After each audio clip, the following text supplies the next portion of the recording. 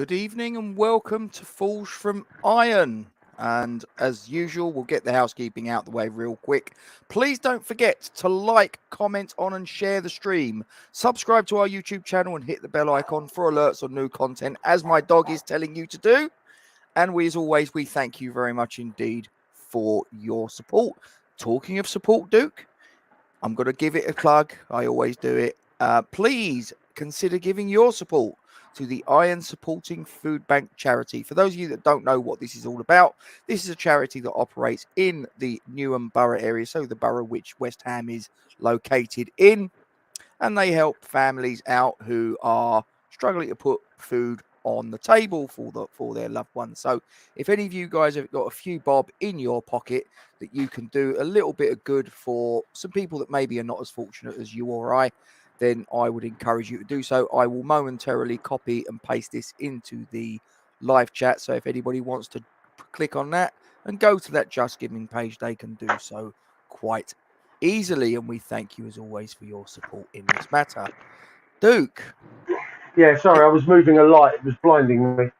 Nah, that's all good, mate. It all went a little bit Pete Tong yesterday, didn't it? 1-0 away at Forest, obviously a Lingard inspired Forest to some degree or other.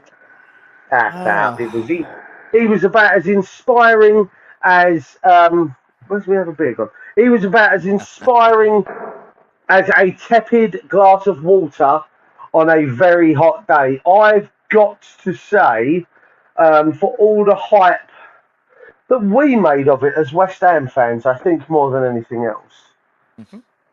He was non-existent in the game, Rob. I really do think he was non-existent. The only occasion I really think I remember him having me concerned was a through ball into the box, which I think the goal scorer, what's his name?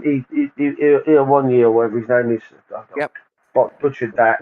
He was on the stretch and he didn't quite get there. That was the only time I was worried about Lingard's presence in the game when it came to anything he was going to do. I was more concerned about what Declan Rice was trying to do to him. There was a lot of petty fouls, as I mentioned last night. I mean, he picked up the yellow card quite early in the first half, didn't he? And, you know, I think it was Happy that mentioned it was quite a crappy booking to receive. And I said, well, it wasn't just for that foul. It was a accumulation, I think, of 3, possibly even 4. That was being the fourth him up one. Pretty quickly, didn't he? Oh, he did. Yeah, we're talking 15 minutes, I think it was, when the yellow card came out. It might have even been earlier than that, to be fair.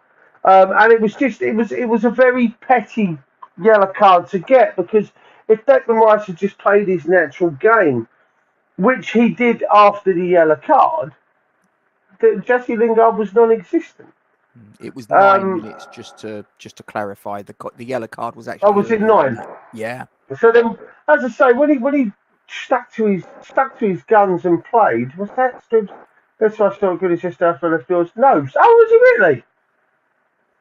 Oh, nice one, mate. Did you say hello to him? Did you or was it just a passing glance as went past the window? I don't know. Let me know. Yeah, when Declan Rice played his natural game, Rob, he nullified Lingard. So if Declan Rice had done that throughout, he wouldn't have trotted up the silly yellow card. And he, as I mentioned yesterday on the video last night, after we were talking about the penalty, he might have been able to remonstrate a bit more. He might have been able to fight West Ham's corner a bit more for what I felt again was some choice refereeing, to be honest with you, especially in the first half. I know we've all seen the referee watch on Sky. We've all seen the. Well, you say everyone has, for the benefit of the people that are watching that maybe haven't. Well, no, that's what I was going to say. I mean, for those that haven't seen it, Dermot Gallagher actually comes out and he says that for the goal the disallowed Benrahma goal, which I thought was a perfectly valid goal. As I've mentioned many times before, you see that we were having this discussion about free kicks being given last year for the pulling of shirts or bundling of players or the holding on. We saw some yesterday, in fact, where Antonio was backing into a player and player was leaning into him, arms over him, trying to get round him, get him out of the way. And a free kick wasn't given. Okay? Yeah, that one and Antonio got quite frustrated with it, and he spent a lot of the first half chasing the referee round, basically asking quite politely, "Excuse me, sir, can I ask what I've done wrong?" Probably not those exact words, but you get the idea. Yeah, the other way round. Yeah, different level of respect there, mate, isn't it? Yeah, the other way round, and you've got Iwanyi or you've got who's the other fella, Brennan Johnson, who I was really impressed with, by the way. He was backing into the likes of Zuma and Glenben Johnson, and they were getting free kicks, Rob. Yet we were the other way. We weren't getting nothing. So then, as I say, the foul, if you want, that led to the disallow of our goal, which I'll come to something later based around the disallow of our goal, if you don't mind. You see them all over the pitch in different variations, Rob. You see them in the box when players go to run into the box and the defender stands their ground, the attacking player goes to ground, the referee waves away every attempt of a penalty claim, but the defender may well get the benefit of the doubt and maybe get a free kick if they're the one that goes to ground. Yeah, if it's the attacker that goes to ground, you don't get the penalty, okay? Do I think that Mikel Antonio changed direction at the last minute, last millisecond? Do I believe he stepped across? Maybe. There is argument for the case. Okay, but I'm then going to take to you a penalty that I watched given for the Netherlands women against the England Lionesses in the build-up to the Euro 2022. Okay. The Dutch player breaks into the box. She changes her momentum because of the slide tackle. Okay, the slide tackle comes in and she changes direction to step into the slide tackle, so she gets taken down. Okay, for me, that's what you call buying a penalty. For me, that's what you call deceiving the referee. Because if she'd carried on her natural running trajectory, she would never have come into contact with the legs of the sliding defender, and the defender would have won the ball and put the ball out for a corner. So, for me, that's deceiving the referee because you are changing the trajectory of your run to step into the tackle. That, for me, is not a penalty. You're initiating contact, not the defender. It's okay? like when I'm sorry, I'm going to reference Mo Salah because he's an expert. He's very good at it. Yeah, the defender leaves his leg out, and he sort of like he'll make a beeline for it, won't he? So, if I can just reference Dan, please. This is not a casting couch room. I'd like to clear that up for those for the gentlemen in the chat that know exactly what the casting couch is. I'm actually on holiday. I'm actually in Deal. And it's not. It's a lovely black leather couch, Rob. I'm not going to lie to you. They're easier to clean, actually. They are. It's a quick wipe off. Not for me this evening. We've got the two kids on one bunk bed and me and Joe on another set of bunk beds the other side. No, we're on holiday. How romantic. We're away for 4 days. There's actually 13 of us. The rest of my family are camping just outside the door here. So I weren't camping. I'm too old for that shit. Piss right off. But no, we've come away for 4 days. So I'll be doing this video here and then be doing the preview for the Viborg game on Wednesday night. Hopefully back and ticket bought for the Viborg game. It just depends on whether the missus wants to drive an hour and a half home and then another half hour once we get back the other end because there's no fucking trains.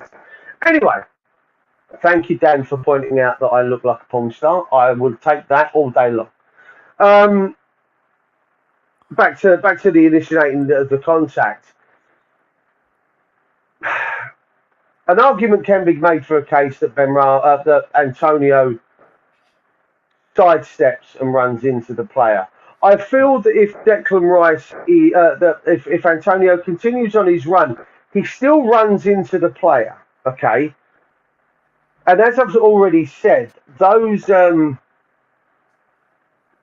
you see those 10 to a dozen throughout a game on the pitch, middle of the park. It ain't given. Okay, neither way is that free kick given in the middle of the park. Now, for me, I think it's harsh, Rob. I really think it's harsh. I think the referee has allowed the goal, and he was directly behind the play. If you actually watch some of the replays, he's actually looking directly at the contact of Antonio and defender number 4. And he doesn't give anything. Once VAR get involved, VAR go, "Oi, come and have a butcher's at this. We think he's deliberately run into him. We don't think you should give the free. We think you should give a free kick. Disallow a goal."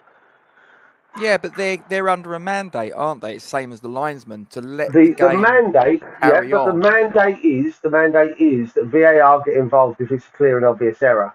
I don't think the referee's made a clear and obvious error. No.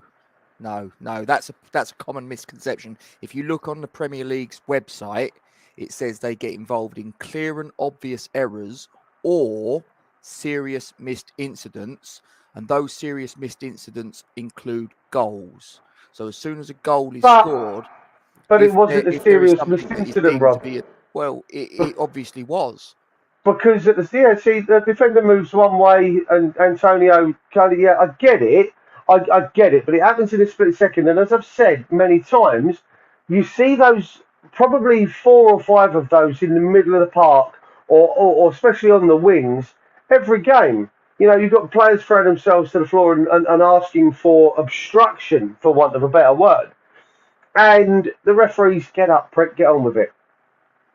Doesn't give the free kick. I'd like to know what was different because of where it was, rather than what difference does it make because we scored a goal from it and it was on the edge of their box? Would it have mattered? Would it have mattered if it was in the centre circle? No, it wouldn't have, Rob. It wouldn't have made no difference at all. It's the same as, we'll cover the second half in a minute once we get the first half out of the way, and we'll come to the other VAR incident that cropped up. I don't think we had a bad game. I actually think, with a rub of the green, with a little bit of lady luck, on a different day, we win that 6-1, Rob. We made 6, in my opinion. I was saying this to someone in my pub this morning before I left to drive down here. We made 6 clear-cut,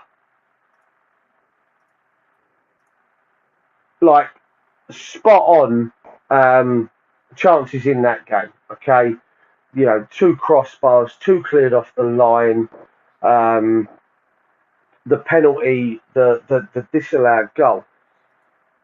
Any other day, we may get 2 or 3 of those. Any other day, that's a different scoreline, okay? If we as a team continue to create 6 golden opportunities like we did yesterday, and with the rub of the green, we ain't going to have a problem this season, Rob. I actually think the performance that I saw yesterday was 100, well, by some players, was 110% above what I've seen against City, although I don't put that down to us chasing shadows more than anything else. But I saw a team that wanted it. I saw a team that were very unlucky with regards to their attempts on goal.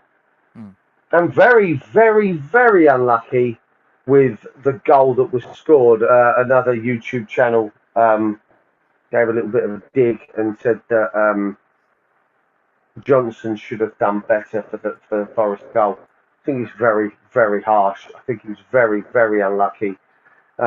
He stuck a foot out and it's hit the geezer's knee.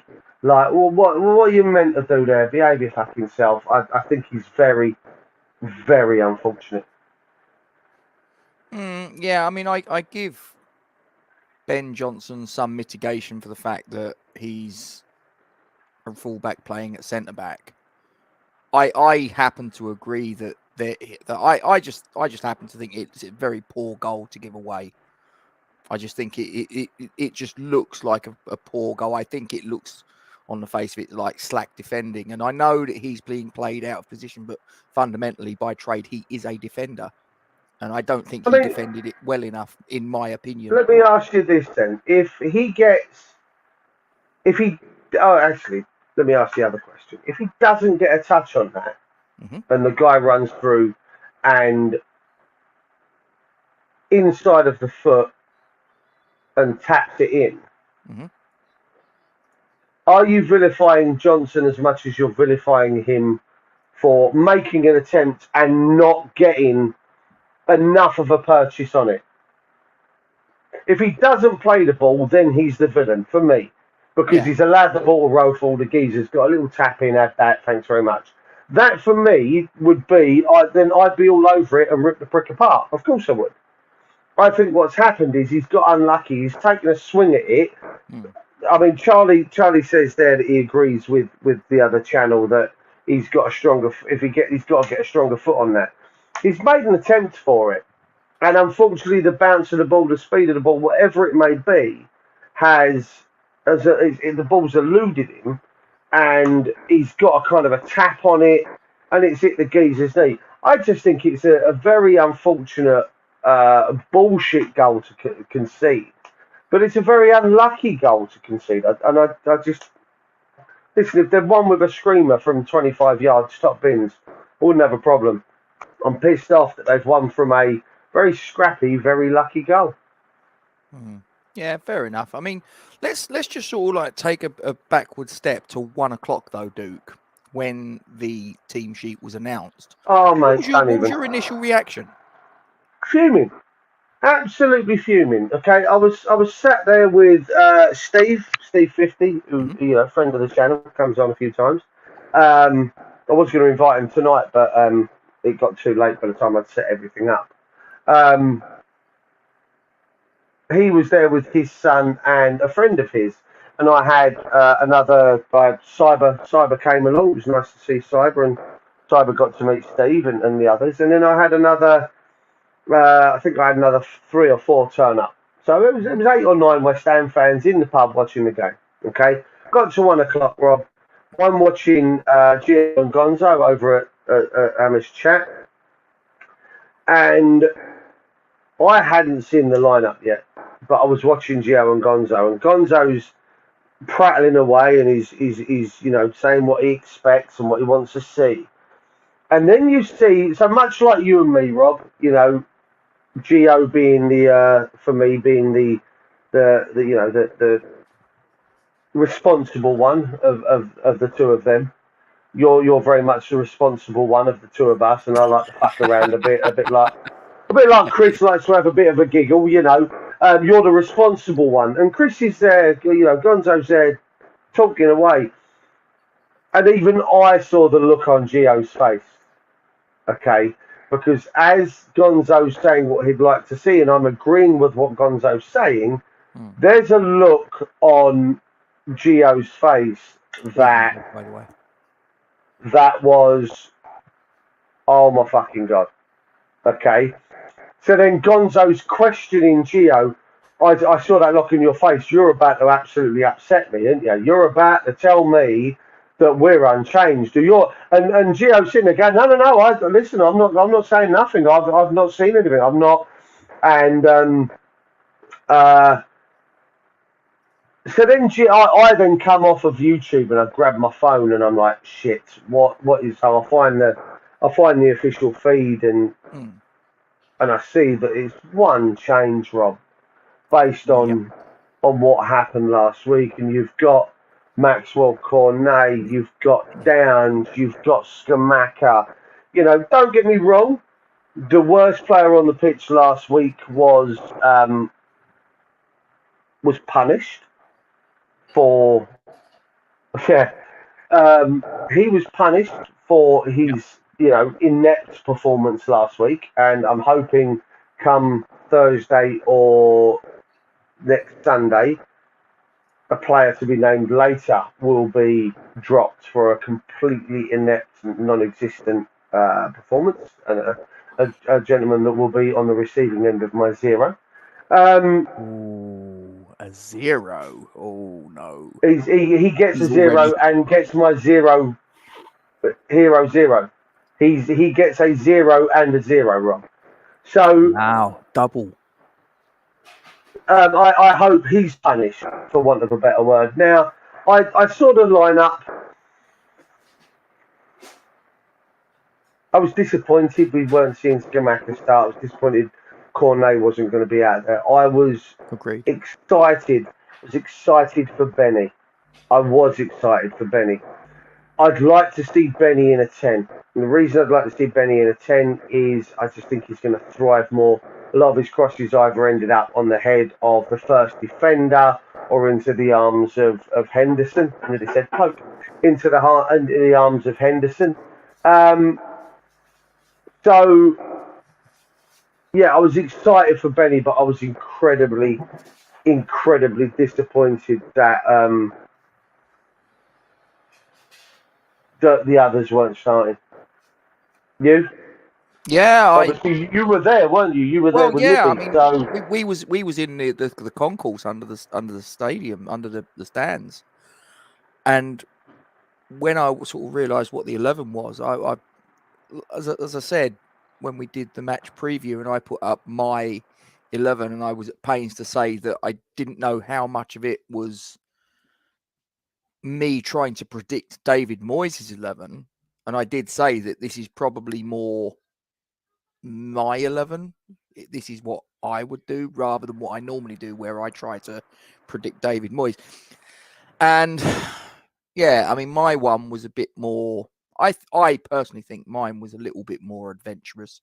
A 4-3-3 formation, a dedicated defensive mid where you give Declan Rice and Thomas Souček a little bit more license to do as they want to do in the final third of the pitch. Which, to be fair, Thomas Souček did yesterday have numerous opportunities to be fair, but yeah, I mean, when the formation, I saw the formation, I saw the personnel. I just thought it's probably what I feared. It's probably what I expected.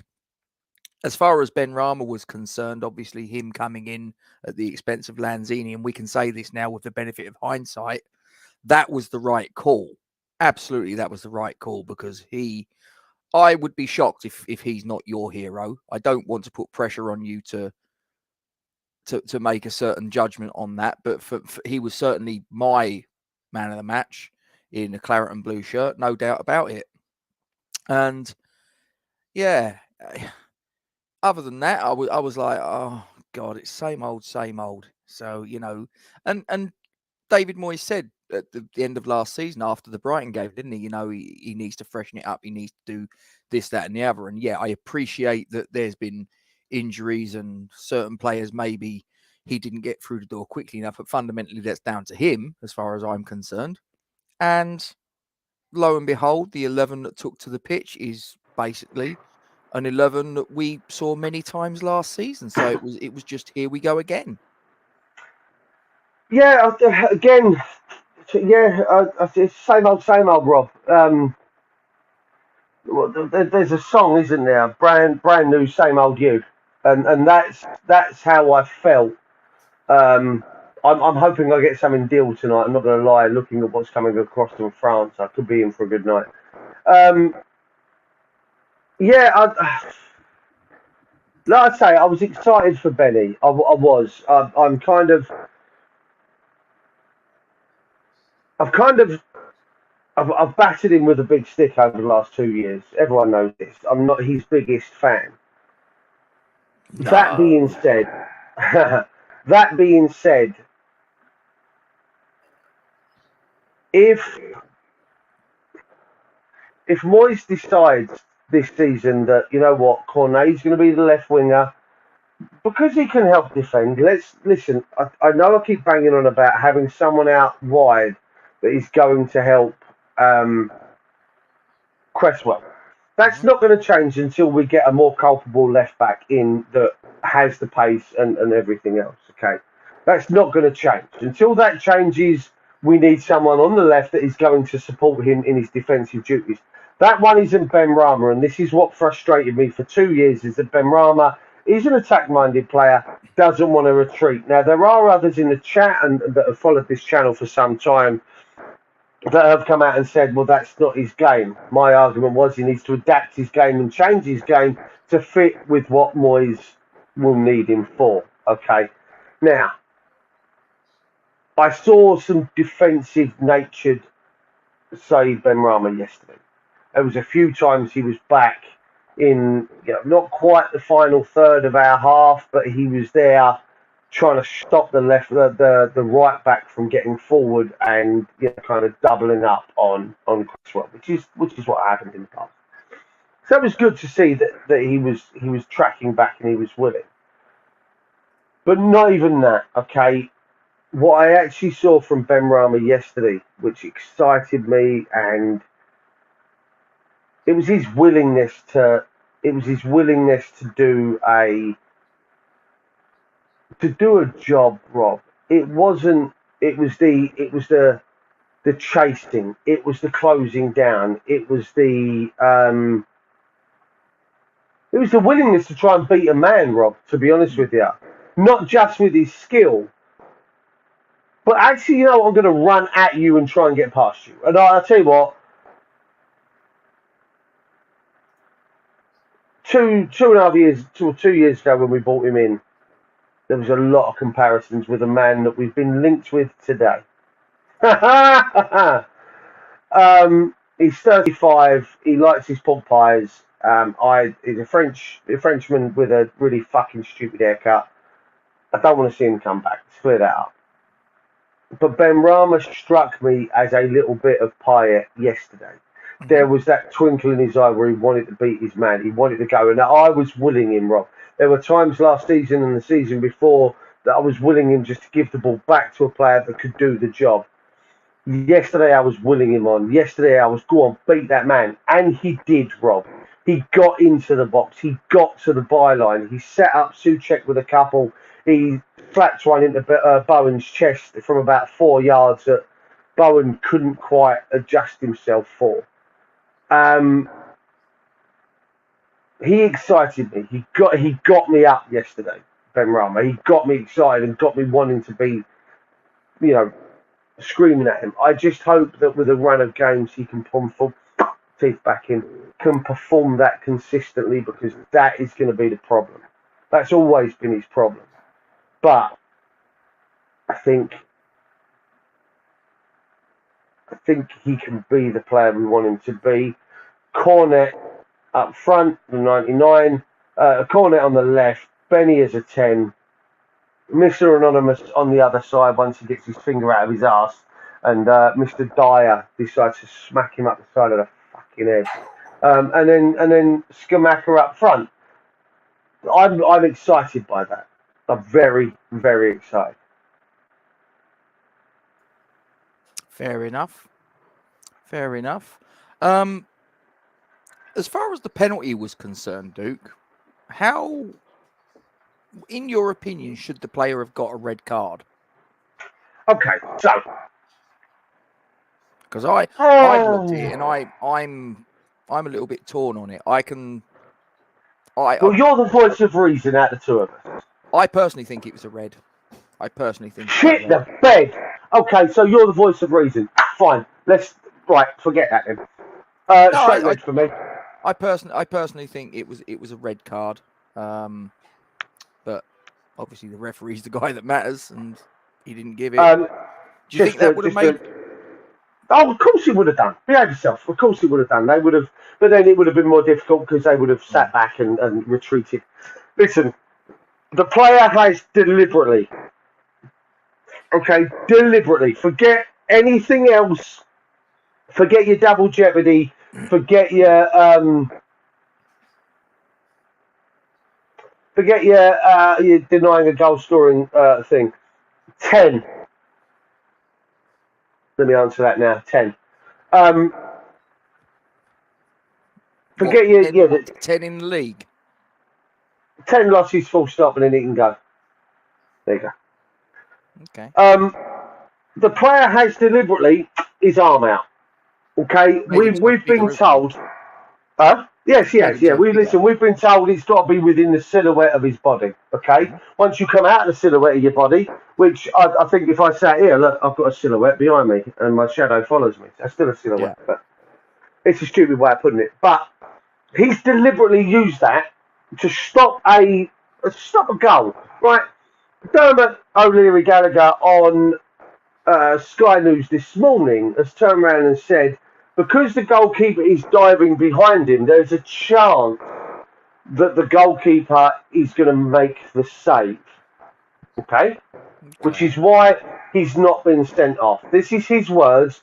The VAR has got it right because the goalkeeper behind him could make the save. Well, let me flip that to you, Mr. Gallagher, and say there's a chance he could not make the save. You listen. We shouldn't be on moments like this. We shouldn't be ruling it down to what ifs and what nots. That's not where we're at, because West Ham could go down this season. I'm not saying we will, but you get the idea. Or Forest could be close to being relegated last season, okay, or this season, and they stay up by 2 points.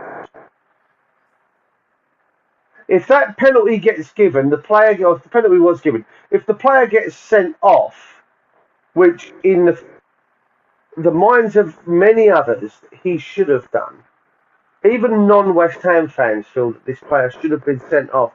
If Forest survived, look at Villa, Rob, when VAR wasn't working against Sheffield United, it was quite clearly a goal, it wasn't given, whatever, rada.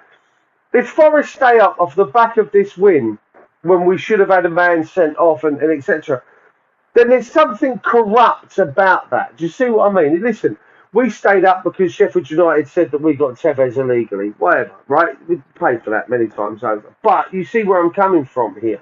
In the same way that Villa stayed up because they got the win with the pissant VAR not being working, or the goal line technology not being switched on. That was what it was. Goal line technology not being switched on.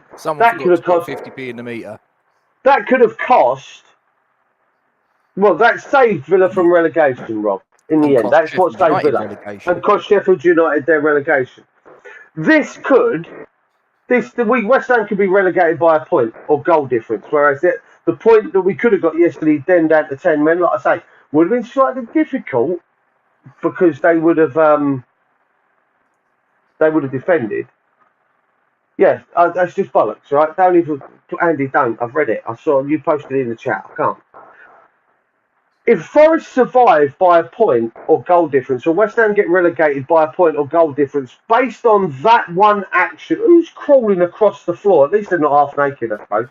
Oh, Rob, what are you doing? Then there's something wrong with VAR.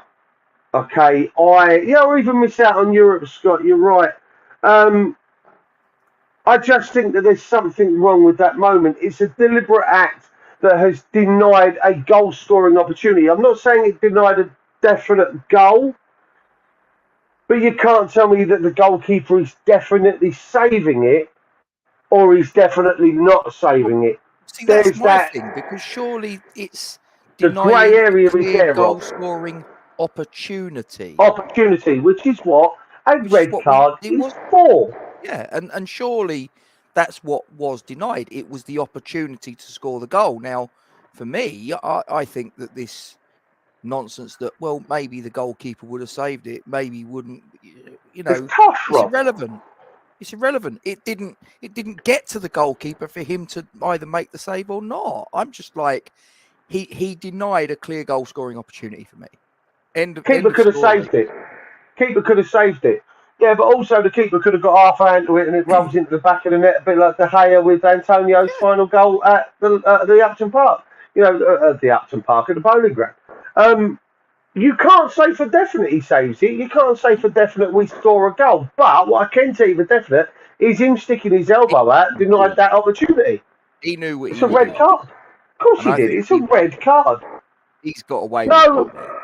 to be honest with you, Andy, I don't like the double jeopardy rule. I really don't. I think that absolutely makes a mockery of a defender cleaning out someone in the box. It's an excuse. It's an excuse not to make it an unfair game, because that's essentially what you're doing. You're making it 10 against 11. You're making an unfair game. It's just an excuse. It's a set of words that are put into the rules of the game that can be used as an excuse to keep it fair, right?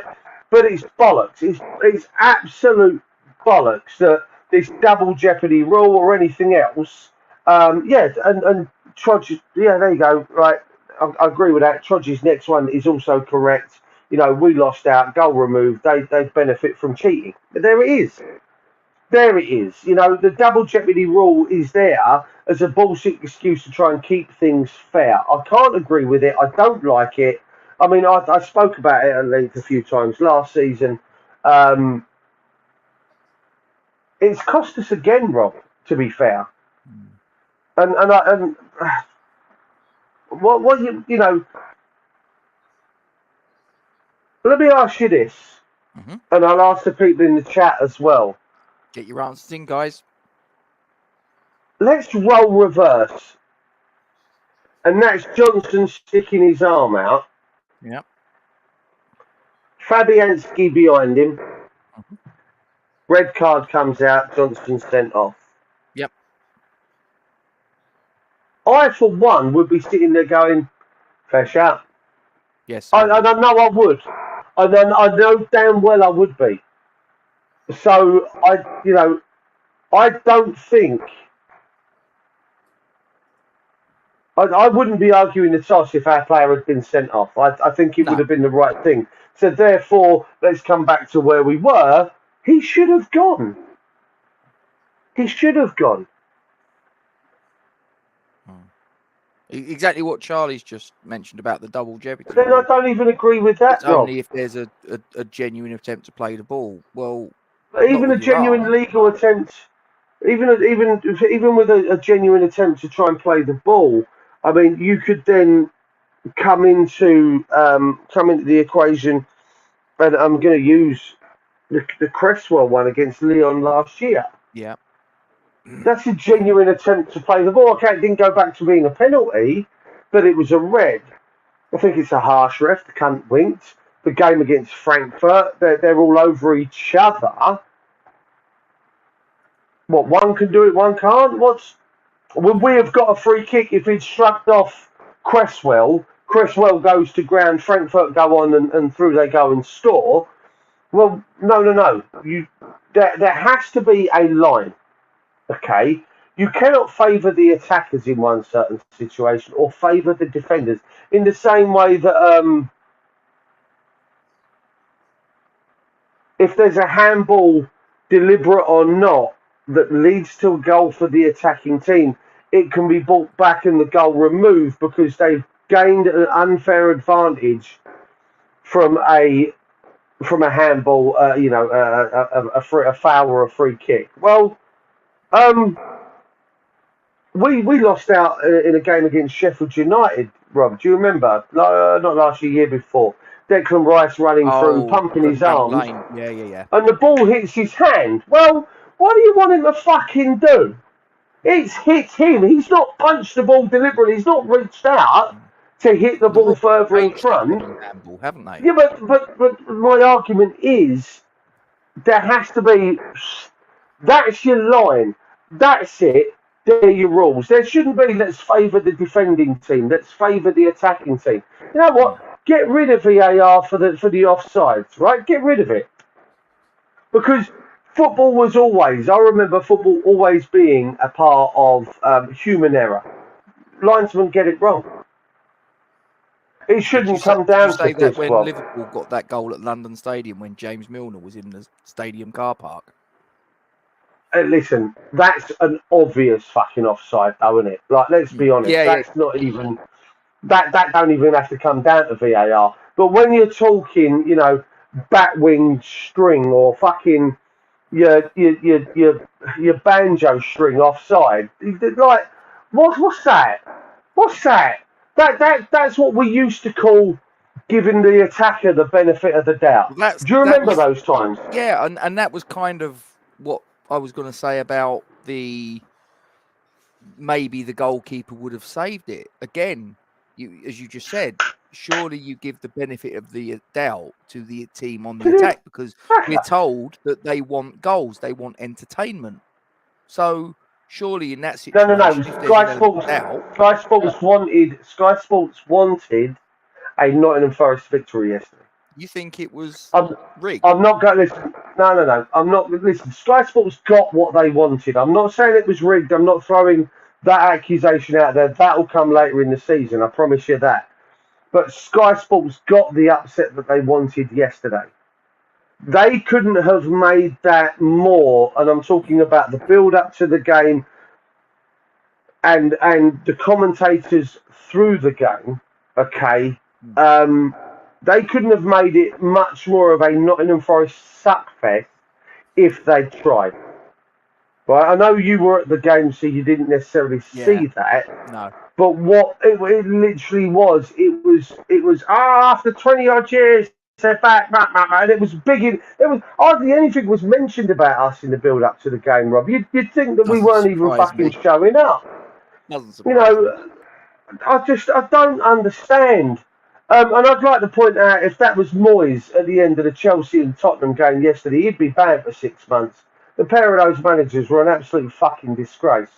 Yeah, I'd just like to put that out there. I heard about it afterwards. I was like, what? And then I saw it, and it's like there was all the shenanigans going on during the game, and then of course they go to shake hands. Celebrating the got to be goal. honest. I do kind of see where Thomas Tuchel's coming from. I'm very much of the opinion that when you shake someone's hand, you at least have the common courtesy to give them a firm handshake and look them in the eyes. Look I'm them a in little the bit eye. old school like that. Right. I'll agree with that, Rob. But what I don't agree with, in the same way that I didn't agree with Mourinho doing it when he managed Chelsea against Liverpool in the League Cup final, he's going on a 200-yard sprint past the opposition manager, fist pumping, giving it all the bollocks that that he did. Yeah. Well, what does he expect Conte's going to do? Listen, you disrespected Conte in your celebration that you just did. Yeah. Do you think Conte's now going to respect you at the end of the game to shake your hand? You can't have it both ways. You can't. So therefore, perhaps, I do subscribe to the old mantra that when the final whistle goes, you just sort of shake the other manager's hand. I'll go with that in the changing room after the game. I agree with that. But obviously, once you're still out on the pitch side, you can't have it both ways. And I know we're coming off of the West Ham track, but I just think the pair of them were great. Tuchel was a disgrace yesterday, and I really do hope he gets. Listen, Conte probably shouldn't have got back up in his face after he refused to let go of his hand. That's wrong, but then Tuchel should never have kind of celebrated in a certain way that he did, especially with, I think it was still like 23 minutes to go, wasn't it? It was like 67 minutes. Times. I mean, Klopp does it quite regularly. No one bats an eye. But you know what? No, I do, because it pisses me off. Listen, I get managers want to celebrate. And you know what? There used to be a time, Rob, again, going well off tangent. Jesus Christ, we do this. You're a cricket fan, right? Okay, yep. There used to be a time when cricketers got a wicket, hey, everyone gives them a high five, we carry on. Yep. There never used to be the crowd giving it all the bollocks. You go back 10 years in cricket, there never used to be the kind of atmosphere that we see in cricket now. Pre-2020 Cricket, talking. Cricket has now come celebration-wise with the not quite with the bowlers getting a wicket, but there's a lot more fist pumping. There's a lot more agitating the fans. The crowd are a lot more vocal in cricket now. You know, it's the darts. Darts is another one. You never used to see. God, yeah. You never used to see the likes of Van Gerwen. I watched him the other week, Rob. Jesus Christ! If I was the geezer he was playing at the hockey, and he'd just done, I think he'd done a ball finish, right? Yeah. And he's given it all of this to the crowd. If I was the other fella, I would have gone and pushed him off the fucking stage. Get fucked, mate. Off you go. Not having it, right? Because that's not how darts used to be. You never used to have the fans at darts. No, Eric Bristow used to cut up rough a few times, I remember. But the crowd used to also be silent, bro.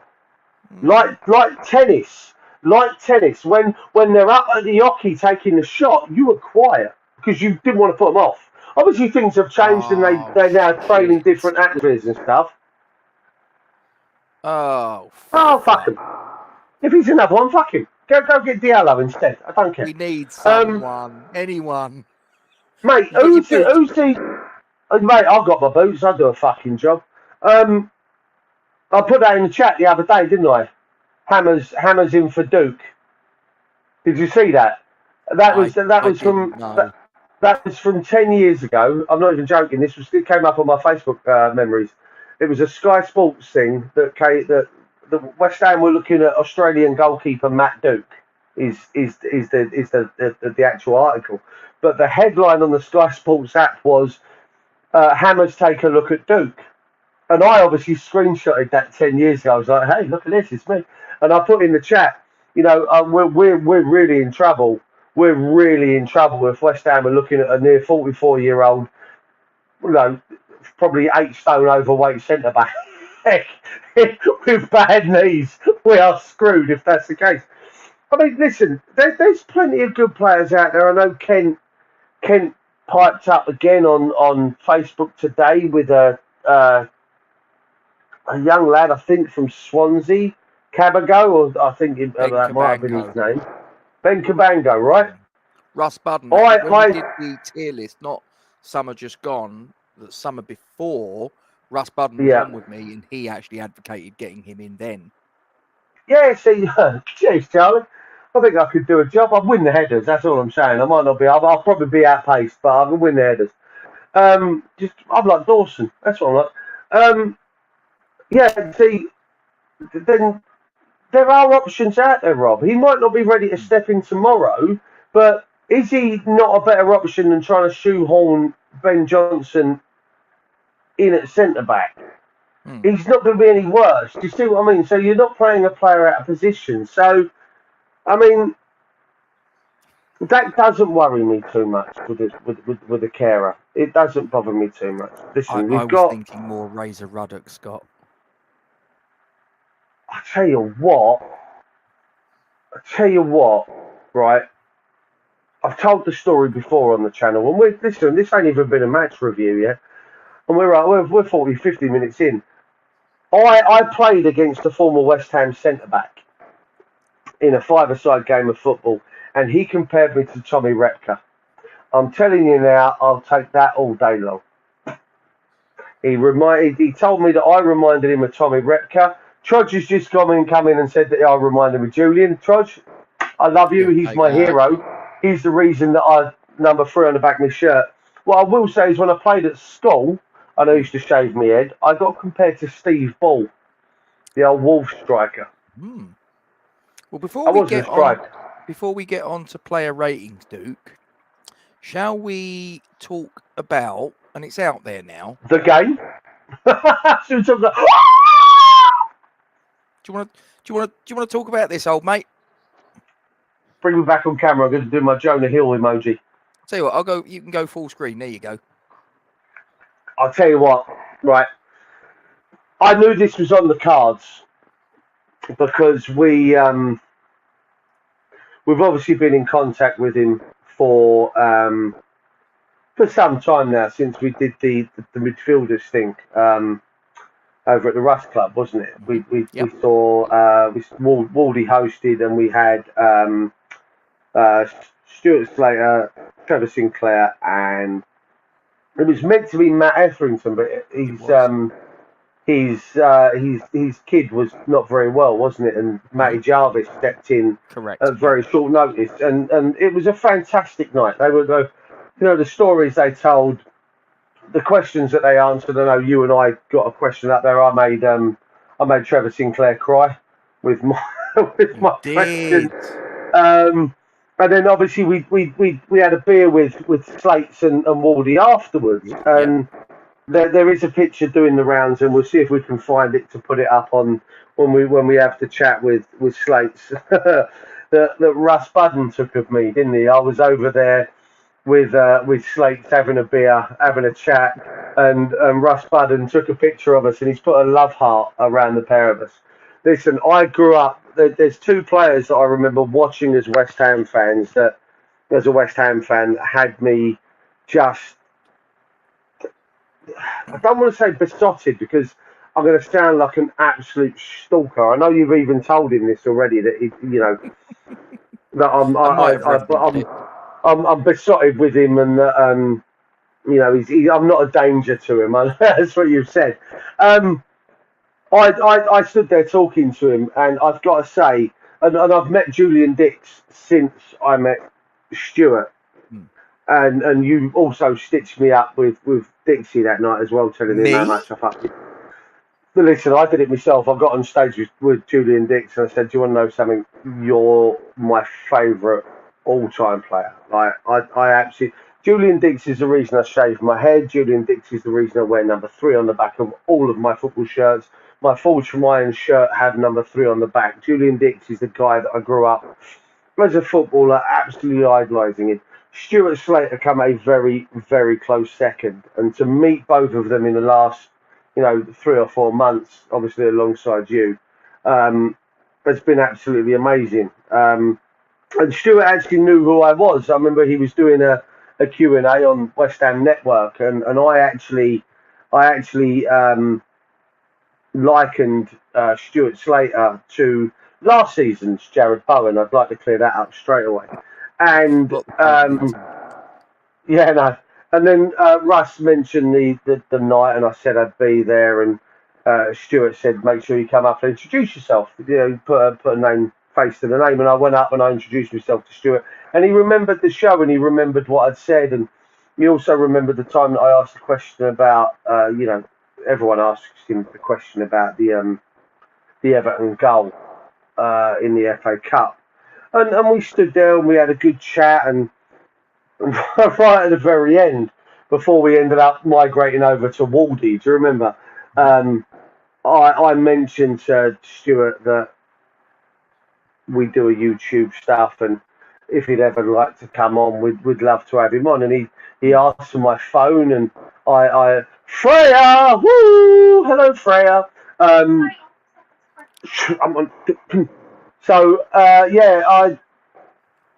well, where was I? What was I saying? Because everyone's interrupted me now. I don't even know what do you want. So I'm pretty sharp. So I've even forgot, Rob. I've got the girls in now. I'm a wind up. Where was I? What was I saying, Rob? You was talking about Stuart Slater when you met him. Oh yeah, before we went over to Waldy, he actually asked for my phone, and he put his phone number in my phone, and I turned into an absolute fanboy at this moment, and you were there, and you will remember this. That I had Stuart Slater's phone number in my phone. I turned into an absolute. I was like, and then he went, phone my phone, and then I'll get your number. And it was like this crazy realization at that moment in time that this guy that I'd idolized for years growing up, and you've got to bear in mind that Slater's 53. I'm 44. There's not even a decade between us, and we're both grown men. Yet here I am, absolutely fanboying out for a guy that's only 9 years older than me, that I've now got this geezer's phone number. And, you know, we messaged you, I gave you his number, and we both messaged him the next morning, and he came straight back with a, you know, it was really nice to meet you and all the rest of it. So when you said to me in the car coming down here, I was in the car with Joe, and you sent me the message saying, I've got some news for you. And I was like, what? You know, Q&A with Slate. So I was like, what? And then the Jonah Hill emoji went up, the GIF went up. I have to say, very humble when it comes to these sort of things. You know, not saying too much, but we've got a lot in the pipeline, Rob, don't we? We're only a small up and coming YouTube channel, Rob. Okay, we've been going 18 months, longer than some. Don't get me wrong, longer than some significant less time than others, and we were still too short of 1,300 now, or 1,300, yeah. You know, in the grand scheme of things, when you look at, you know, people like Anton and Russ over at the network, and you've got the likes of, you know, Nicky and Ryan and the Scott and the guys over at West Ham Fan TV, and you've got, you know, Gio and Gonzo over at Hammer's Chat. You know, these guys have got some significant following. And there's you and me with, you know, just, I'm not belittling the fact that we've only got 1,300 followers, because all of you guys that have followed us from the start has been amazing. And it's been fantastic for us. And I will speak for Rob when I say we've loved every single one of you for being there from the start. And now we can start offering things like this. I never thought we'd get to this point, Rob. I never thought we'd start having. It was just a bit of a laugh at the beginning, wasn't it? It was. I never thought we'd have former players on. Oh, listen, I love doing this. I said to you off air a couple of weeks ago that I thought you might be jumping ship, and I was worried that it was going to be the end. That was hilarious. And I was devastated by that, right? Because I love doing this. I love coming on here. I'm not being funny. I'm on holiday with my family, yet where am I? I'm still here. I'm still here with you guys in the chat. I'm still here with Rob. So, I mean, I have to say, the fact that we're getting, you know, like I say, we've got stuff in the pipeline that we're not going to say too much about right now, but we've definitely got Slater on in just over a week.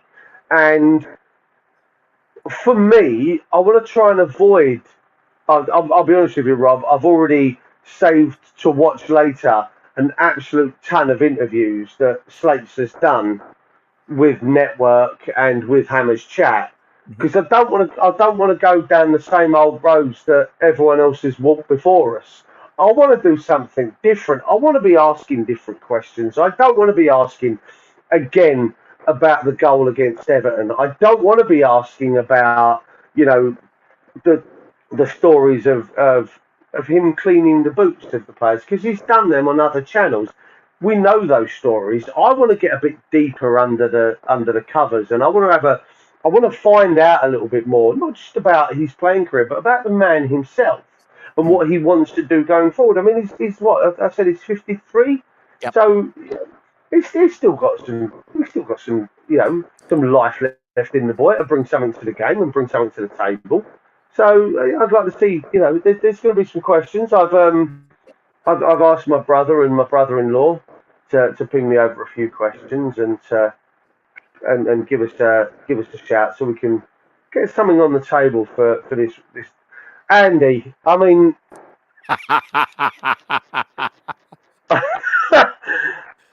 I don't know whether you guys can tell, I'm very excited about sitting down and having a chat with Slates and what else we've got coming up on the channel. It's going to be a fantastic end to August. I've got to say, Rob, it's going to be a fantastic end to August. Can you ask him a bit more about Celtic? I know it's West Ham and good spell about what. Yes. See, listening to him, Rob will know this. We went to the do, and he spoke about Liam Brady, didn't he? And the connections with the whole Celtic thing. I might get him to repeat that one for the guys here, because obviously a few of them might have gone to the shows and they might know the answer, but a lot of them won't. It's a good story what he says about Brady, but I have to say I'm not going to forgive Brady for it. I like yes.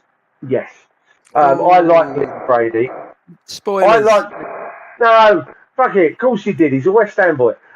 Listen, I loved Liam Brady's away. I got to see him in one of my first games. In fact, my first game at Upton Park, Liam Brady. I'm not going to forgive him, Rob. I'm not. I love Liam Brady, but I'm not going to forgive him. And I'm leaving that shit there. Fair enough. Should we get into the player ratings, old chap? Give me the player ratings, because I've got to go to town on someone. All right, mate. No worries. Let's do it.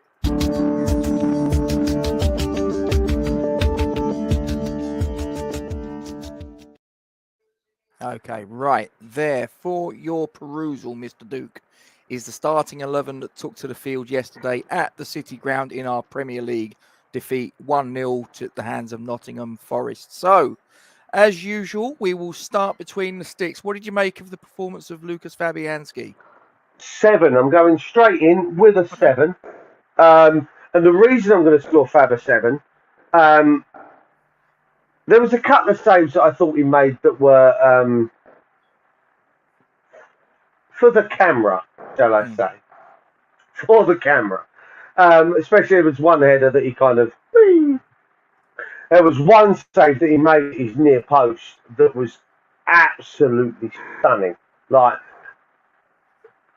the word world class is banded around a lot for some save. Go on! The save that he made was stunning. It was world class. He was at the near post. He kind of got and flicked it over right. I do believe it was on that corner, right on that corner of the top bins. You know, on Soccer AM in the John Arne Riese, they put them bins up in that corner. That's where it was. Superb, right? I'm going to give him a 7. I felt he commanded his box very well. His distribution, i.e. the speed of getting the ball back into play from his hands, was better for me. I've seen him where he does slow. Yeah, I think it was. I could probably count about 5 or 6 times when he was looking to release the ball quicker, and just no fucker was ready for it.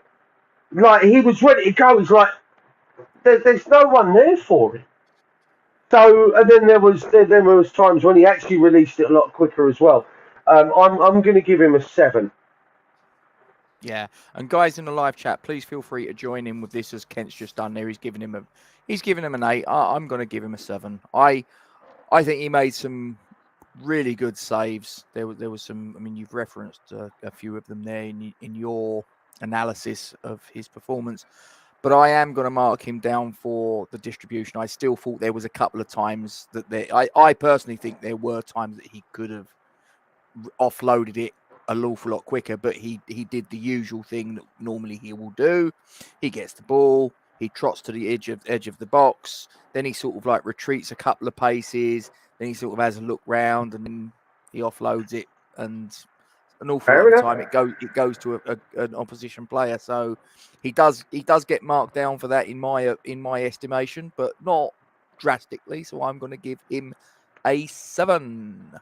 Talk to me about Mr. Cresswell. I listen. I'm going to give him a 7 as well, Rob. Okay. And the reason for that, I think listen, there was a couple of times when we were caught out on both wings. Okay. There was a time when Soufal was caught out of position. Zuma then moved over, or Johnson, whoever was playing right centre back, moved over to cover Soufal. Then the other left centre back moved into right centre back to cover that movement, and then Cressy was caught in a position where he's like, "Well, fuck mine. Do I move and go into left centre back and leave the likes of Brennan Johnson with near enough half a pitch to run into, or do I wait?" And 3 or 4 times he got it absolutely spot on, Rob. He positioned himself in such a way where kind of moved probably 3 or 4 foot over into centre back, and he defended. Listen, I get what Kent's saying there. He is frightened to carry the ball. His distribution wasn't great, but I'm marking him on his defensive side of things and his positioning as a defender, which is essentially part of what he's there for.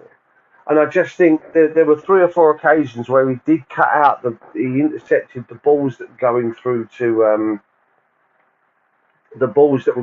to Brennan Johnson when everyone was moving over. And I just think his positioning was bang on. Going to give him a 7. And I see the comments and I understand that he doesn't go forward. Listen, his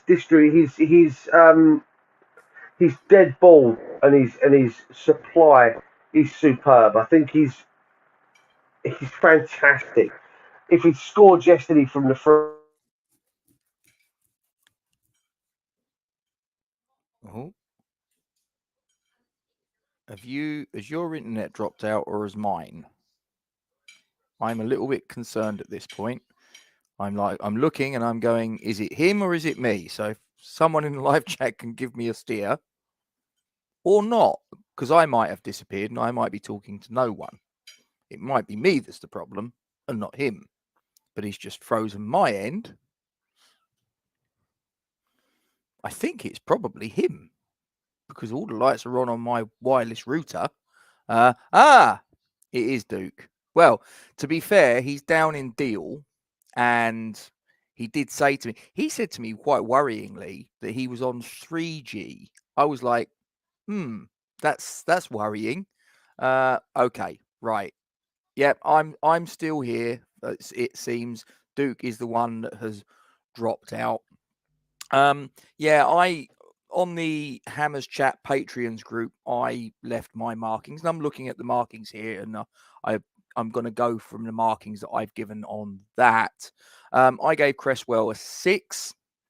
Fantastic strike for the free kick, but I did think there were times that there was one passage of play I remember in the second half where he was coming forward with the ball and he's played the ball and it's gone to a one of their players who's then gone past him like he wasn't there, and he couldn't really get back too readily. Listen, it is what it is. I love Cressy. He's been a fantastic servant, but time waits for no man, and he hasn't got the pace that he used to have, which when he comes forwards does leave certain gaps at the back, in my view. So I have to mark him down for that. But as I say, I don't think he had a bad game. 6 is not a bad score. 6 is about a par score in my view anyway. I would say he did okay. Nothing spectacular, just okay. Again, so let's move on. Vladimir Kufal. Again, give me your opinions in the chat, because I've lost my wingman. His internet has bottomed out, or his battery's died, or I don't quite know, because I'm sitting here, I've got my mobile phone in front of me, and I haven't got a message for him, so I'm guessing that something's gone amiss. I gave Vladimir Kufal a 5. I thought he was fairly average, both going forwards and defending in. Oh, hang on, he's just turned up. Hang on, what happened there, old chum? I've munched on my mobile data, so I've just had to roll over 5 gigs to. That's all right. Don't worry about it. It is what it is. No, that's fine. Well, we just to sort of like bring you back into the room. No, we've moved on to Vladimir Kufal. I marked him as a 6. I marked Cresswell as a 6. Excuse me. We're now on Vladimir Kufal. Yep. So, Steve, I thought we get given that caught out of position. Again, it goes back to what I'm saying about Cressy and the centre backs being pulled over, and still out around it. Take it easy, mate. The centre backs Cressy in a situation. He get pulled out of position. His distribution wasn't great. There was a lot of times when he got the ball in the corner fag, and rather, as Kent Kent says there, rather than looking for an outlet, he was just lumping the ball forward. I'm going to agree with Kent and give him a 5. Yeah, as I say, that's the score that I gave him as well. I gave him a 5. This one could be quite interesting. Talk to me about Ben Johnson. Right, I'll tell you what, I'm bored of the bashing. I said it earlier. I'm very bored of the bashing for Glenn Ben. I don't think he's bashing. I think he's just saying it. It's not hate, it's criticism. Yes, okay. Exactly. I'm bored of the criticism for Johnson. Okay. What people need to realise is, as I mentioned to you last night, okay, if we took Cresswell and asked him to play as a trequartista, okay, or as a target man, you're taking him out of his natural position and asking him to go do something that's not natural to him. We said the same about Thomas Souček, which is the irritating thing with the Declan Rice. And I'm not doing that again because I just think Rice's ego is the problem on that one. Okay. But you're asking Ben Johnson to play out of position and to do something that comes very, very unnatural to him, okay? Out on the wings, you've got one side that a player can get past you as such, okay? And that's cutting in. And once they cut in, you've got other people around you to be able to bail you out. I'm not saying that's the right thing, but it's it's just a natural fact of being a left or a right back. You show them down the wing, you're doing your job, okay? Don't let them cut inside. Try and block the cross. And you put someone that doesn't naturally have to look over both shoulders, okay? Asking them to do that job when you've got X amount, you've not only now got your central midfielders, normally out on the wing, you've got one man really to worry about, okay, coming down that wing. I think I'm going with Kent. Kent's saying everything in very concise bits that I'm saying with a load of words and bollocks. He's out of position. I think he does very well playing at centre back. I don't blame him for the goal in the slightest. I know other people do. It's just one of them things. I'm going to give him a 7. Okay, well, I'm not quite as generous. I'm with Charlie. I gave him a 4 in the Hammers chat player ratings earlier. I just think that yes, he's a right back. Yes, he's a young player, so he's still learning his craft. But I mean, what is he now? 22. He's had plenty of experience in the Premier League. All right, at right back, at left back in the main. He's now playing at centre back. It is a different position. I get that, but fundamentally, he is a defender. And I don't personally. I think that ball he addressed in a very slack manner, and unfortunately, that's what resulted, in my view, in the goal being scored. Because obviously, he's not put his foot through it. He's addressed it quite meekly, in my view, and it's just he was leaning back and he's off balance. Yeah. You know, and it's sort of gone in the back of the net with Fabianski going the wrong way. So, like I say, it's not hate, it's not bashing the kid. I think he's been forced into the position out of a bad injury situation and inadequate strengthening of a depleted squad, in my opinion, which is completely on David Moyes and the recruitment side of things as far as that's concerned. Yeah. In my view. So he's taking one for the team, but be that as it may, I just think that it was poor, in my opinion. Let me rephrase it. It was a poor goal to concede. If you watch it, it's one of those where you see the goal and you go, "Oh Christ!" Do you know what I mean? No. Listen, I understand and I get it. I sense a but. It is what it is. Listen, that's why we're here. This is we can agree to disagree. We're not going to close over it. Talk to me about Kurt Zouma, though. Listen, I'm going to give him a.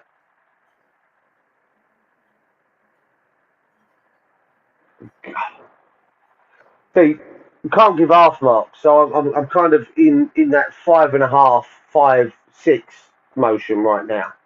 I don't think he was poor. I don't think he was excellent. It was a game that was slap bang in the middle for him. I think the problem we've got, gonna go 5. The problem we've got is we've got a 45% fit Kurt Zuma. He runs like he's taking half steps. He's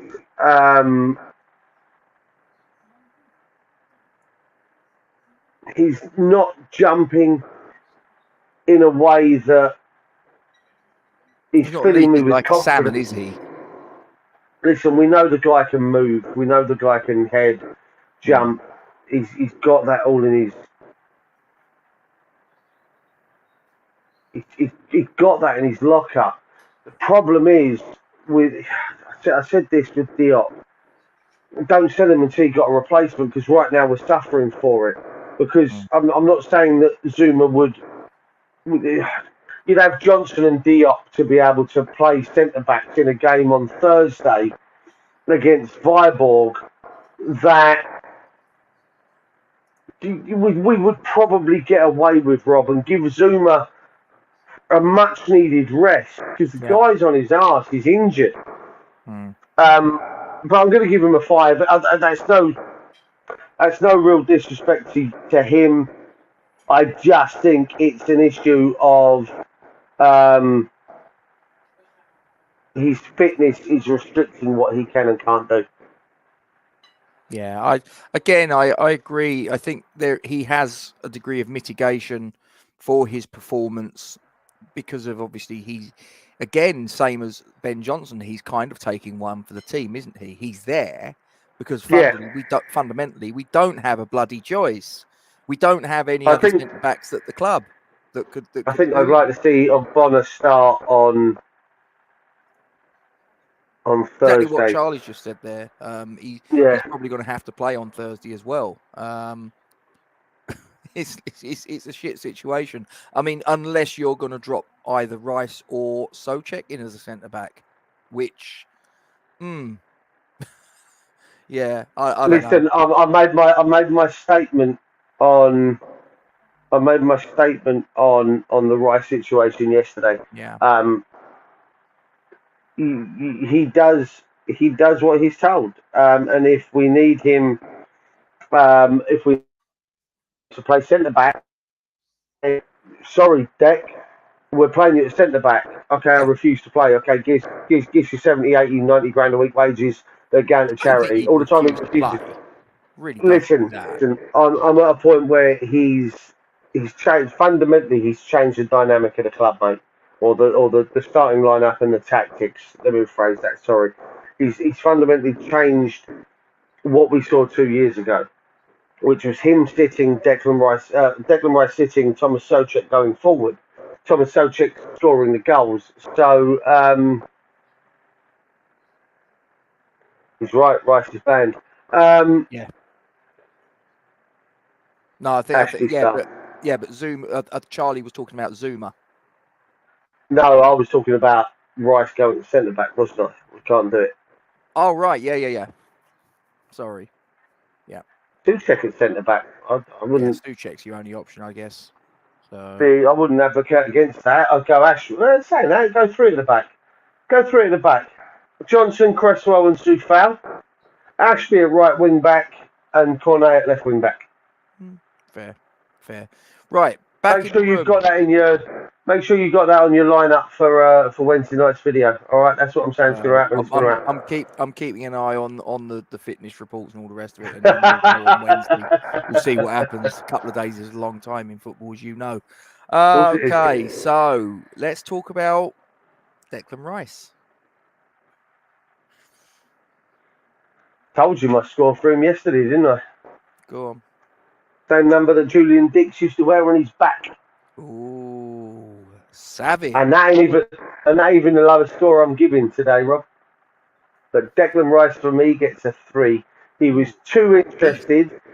In trying to kick Jesse Lingard in the opening 10 minutes. Got himself a yellow card for it, which then meant that he couldn't do much else. Don't get me wrong. I don't think Declan Rice allowed Jesse Lingard to play in the end, but what it stopped him from doing was being a leader, stopped him from being a captain, stopped him from being what Mark Noble was at the club. And I said this yesterday. Declan Rice looked absolutely fucking uninterested yesterday after his booking, and it annoyed the shit out of me. There was no remonstrating with the referee when was getting nothing from the referee on what I felt was corners. There was no geeing up of the players. There was no grabbing the game by the scruff of the neck. Listen, I know that Mark Noble wasn't everyone's fan favourite. His legs have gone, but he had something about him where he grabbed the players that were around him by the scruff of the neck and lifted them up and drove them on. I didn't see nothing like that from Declan Rice yesterday. Club captain as he is now, captain on the pitch. Scott's just put one word in the chat, and I completely agree with him. Yeah, I gave him a 4. He lost. I'm at a point where I'm ready to drive him to Stamford Bridge myself, and I don't even drive. Yeah, it's only one performance, but he loses a point. It would have been a 5 if he hadn't missed a penalty.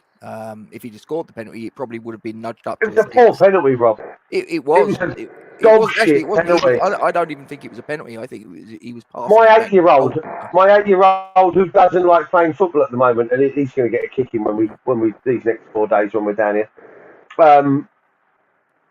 My 8-year-old son who cannot kick a ball to save his fucking life, and don't worry, I'm teaching him. My son could have taken that penalty better than Declan Rice yesterday. It was predictable. I'm not being funny. You've got an England international goalkeeper who has worked with Declan Rice. Yep. You've got an England international player that at international level has worked with Declan Rice, and at West Ham for 6 months worked with Declan Rice. Declan Rice knew what corner he was going in, but so did Jesse Lingard, and so did Henderson. Okay, it was predictable. I could have put my house on the fact that Declan Rice was going to go in that corner, and you know what I mean. I could have won the lottery based off of that because it was so fucking obvious. Listen, Charlie, I don't disagree with you there, mate. I don't disagree with you. He looked like a player that could have walked into that City team last week, but it shows you what 7 days in football can do. Yeah, as I say, I gave him... Bang. Yeah, as I say, I gave him a 4. I love it. If we hadn't have been given a penalty, and if he hadn't have missed a penalty, it would have been a 5. If he'd have got the penalty and scored it, it would have been a 6. It's one of those. So I've marked him down as a 4. I think it was quite interesting because I don't know if you've seen the stats. He actually had not massive difference, but he actually had worse passing stats than Thomas Souček. Now, Thomas Souček's passing ability, we all know, is not the best. So for Thomas Souček to be better in his pass stats than Declan Rice is quite telling, I thought. Declan Rice's head was elsewhere, and he was wearing Lingard on the back of his shirt. Yeah, I do think the yellow card did stunt his potential, but after the yellow card, Rob, Lingard didn't. I don't think Lingard played well. I said it at the top of the show. No. Once Declan Rice got the yellow, he was on borrowed time, didn't he? If he went in for another challenge, he knew he was walking. But then it also stopped him, like I say, it stopped him from then remonstrating with a referee. It stopped him from doing the things that a captain should do, and that's standing there and fighting for your team against the referee that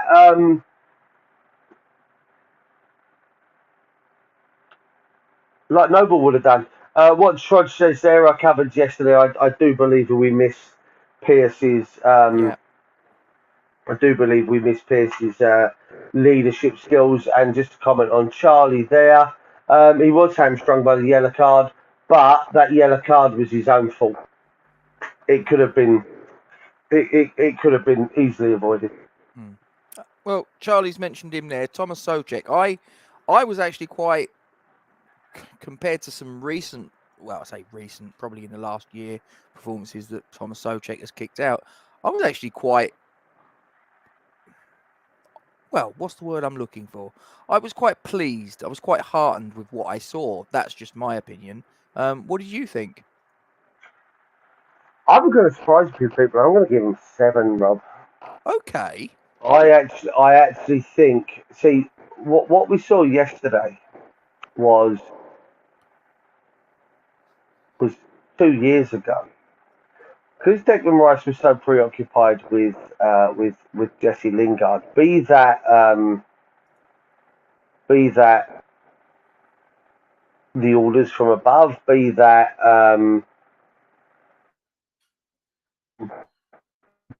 instinct. Okay, he sat back a lot more yesterday, and he stopped. He did stop Lingard from playing. I'll give him his due. Like I say at the top of the show, Lingard really only made a couple of passes, and one of them scared the shit out of me when it was that ball across our 6-yard box when Omoyinmi, or whatever his bloody name was, he couldn't get the stretch to. Other than that, Declan Rice pretty much had Jesse Lingard in a pocket. What that allowed to do was Souček to make those runs, Rob, and we saw those yesterday. He arrived a little bit later. He was unlucky. I think he arrived at the back post. I think he had one cleared off the line. Was it one of his that was cleared off the line at the back post, or Yeah, I think it so. was cleared off the line and hit him? I think. Listen, I'm not going to try and be a prick about it. I think he's out of touch with the job he was meant to be doing, or what he's used to doing.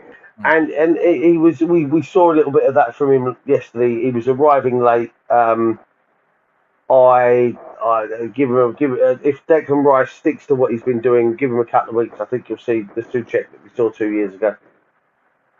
Yeah, I mean, I was quite impressed. I thought he got forward to good effect. He was obviously pushed further up.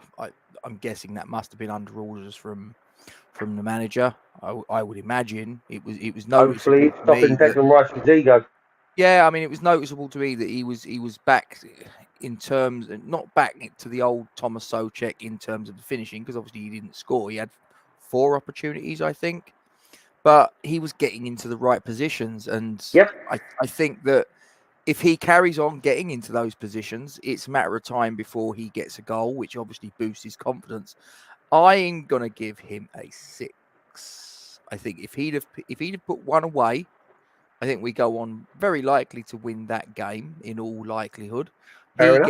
gets at least a 7, and hopefully that's then the marker to then turn around and say, listen, this is the role he needs to adopt. This is his forte. You know, the late runs from midfield, getting into the box. This is what he does best. And when we're But sort of like saying to he's him, out of you're going to be practice. the shield, it's like a fish on a bicycle. It's yeah, but he's out of practice, Rob, because he's spent the last 12 months being told no. Now he's being told, well, go on then. We'll give you one game ago. You can tell me that if you're a golfer that's used to hitting hole-in-ones on a certain hole, that you don't play that hole for 6 to 8 months or a year, that you go back and straight away you hit a hole-in-one on that, because things are going to be different for you, and that's where I'm at with him. Like, you give him 2 games, maybe 3 of doing what he should be doing. I guarantee you he finds his goal scoring prowess again. Fair. We'll come to the gentleman occupied the spot on the left of the midfield, Mr. Ben Rama, a favourite of yours, it has to be said. Give him the S. Oh, this is unusual. Are you? Hang on. Position, bring to the front. Yeah, there we go. Mate, he was phenomenal yesterday, and I'm not just saying it to get Mr. Venn in the chat to like me, or or Scott. I think he was superb yesterday. Agree. He was my man of the match, Rob. I'm actually there's an advocate to give him a 10. There really is. I'm going to give him a 9 because Wow, you feeling all right? he didn't. He didn't get a. Listen, if that goal counted, it'd be a 10 all day long. I'm telling you now. And that's not his fault that it wasn't counted. But if he got a 10, if he got the goal, it would have been a 10. I thought he was brilliant yesterday. He wanted to beat his man. There was no trickery involved, Rob, which has frustrated the shit out of me over the last 2 years, where he wants to do a Ronaldo-esque step over. There was none of that. It was a get my head down, beat my man with my general ability. Yeah, his crossing wasn't good. Yes, it did find the goalkeeper's arms a lot. Yes, it did find the first man. But you know what? Again, in the same situation as Thomas Souček, you give him a couple of games to continue that, he's going to get it right. If he can nail that consistency, he is going to be an absolute weapon and will be the Dimitri Payet that we hoped him to be. Well, I'm going to lay my cards on the table. He was my man of the match, and I gave him an 8. But this is where I'm going to throw something out here for the class to consider. Obviously, we have to factor in it was Nottingham Forest, and I don't mean that to be patronising to Nottingham Forest, but Nottingham Forest are not an established Premier League club. They've come up via the playoffs, so in theory, they are one of the weaker teams of the Premier League. So if there's a team that a player is, in theory, going to shine against, it should be a team like this. Would you agree?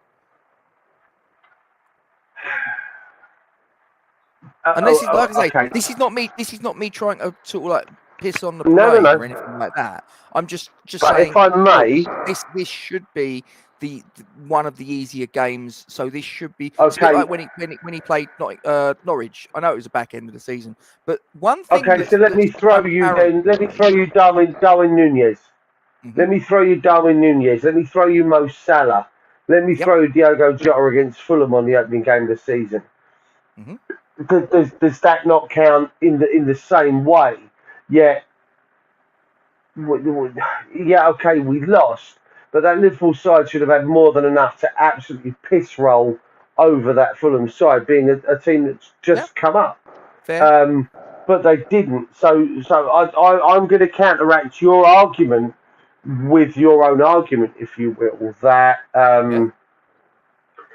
although this should be a game he should take, you've got established Premier League champions and perennial runners-up as well, Champions League winners that have failed to dispatch, in my opinion, a worse side because they've not strengthened or brought in players in the same way that Forest have. That can be detrimental. Either that or they've underestimated them. I don't know. Yeah, but then the same could be said for us, mate, as well. In that sense. Here's the crux of what I wanted to try and get out there for people to consider. Does Saeed Benrahma play better away from home? Because I think he does. I think he does. Now, whether that's because he hasn't got 62 or 60,000 whatever home supporters that when he misplaces a pass, he's like, oh Christ, he's getting stick from the crowd or whatever, and away from the London Stadium, it's a little bit less. But he has to be better, Rob. But he has to deal with that better. Yeah, I don't disagree with that. But what I'm saying is that do you think that there is?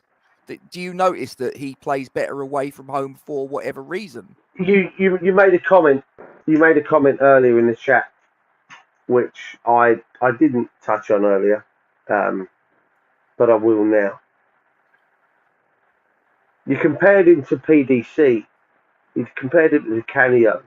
But Di Canio didn't play away from home very well, but played better when he had the adoration of the home fans. Correct. I refer to him as Di Canio in reverse. Yeah. You know what? Yes, I can see that. I can see that the pressure being taken off him would allow him to play. You saw Newcastle last season. The opening game, I think he scored 2, didn't he? Opening game of the season, had a blinder. It might have been, yeah. Had a blinder away from home. Now, that being said, Paolo Di Canio, although he didn't thrive away from home, he was still a key part of the team effort, if you will. What I'm not seeing from Ben Rama at home is being a key part of that team effort. Although he shrinks and he will disappear into himself. What I will say is, if he wants the adoration, he has to take the consternation that comes with it, the irritation of the fans when things do go wrong. It's all part of being a footballer. You know, if you get things wrong, there are going to be people on your back. But you want to know something? I'm trying to, Cyber. I am trying to. He wants the adoration of the fans. He's also got to take the criticism that comes with it. If you don't want the criticism, don't fuck up. Yesterday, for me, it was the man of the match. Yesterday, I saw signs of a Saeed Benrahma that can be a Dimitri Payet type player for West Ham. If Maxwell Cornet comes in, I'd love to see him in a 10. He hasn't got to cross the ball, he hasn't got to worry about giving the ball away as much. He can try as many shots as he wants. You know what? If he pings one off the crossbar like he did yesterday, 3 times in a game, I'm going to love him for it. But I'm telling you now, there needs to be that level of consistency from him for him to be adored by the West Ham faithful. It's quite simple. Yeah, I mean, I just thought about it yesterday, and I was like, well, his first goal he scored away from home. You referenced the Newcastle game; that was away from home. Burnley, wasn't it? I thought he had a fantastic game away at Spurs. I thought he Was also it Burnley, had a fantastic that first game. goal? No, it was Brighton. He Right, also but had a then he cracking game rescued away us. at Burnley. He didn't score, but I think he set 2 up. If I may, Rob, We might if have I had a may. little... Yeah, exactly. You remember. Yeah. He also had a cracking game You away at won't find Norwich. out. He had a cracking game away at Norwich, and he obviously had a cracking game away at Nottingham Forest. And I'm just looking and going, there's a pattern There's a lot of away games, yeah. Yeah, a lot of it is away games.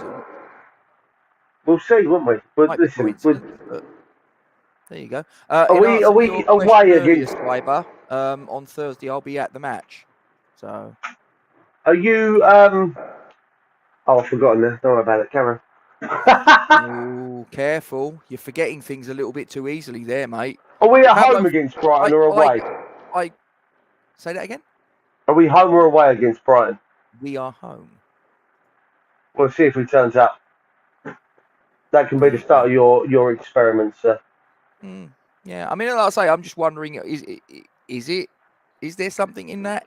Is it pressure? It's a valid wondering. Or is it sort of like the home team, generally speaking, tries to play a little bit more on the front foot, which creates opportunities for him going the other way? Don't know.